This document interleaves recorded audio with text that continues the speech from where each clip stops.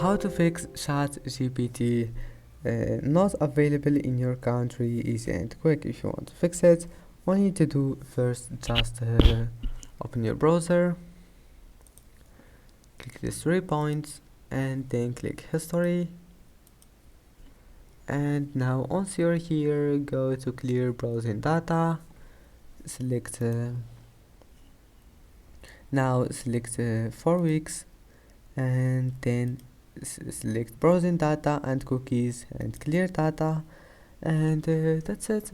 Now just turn off your browser, change your Wi-Fi, reset your Wi-Fi, just turn it off and on again. And if you are using an internet cable, just unconnect the cable and connect it again.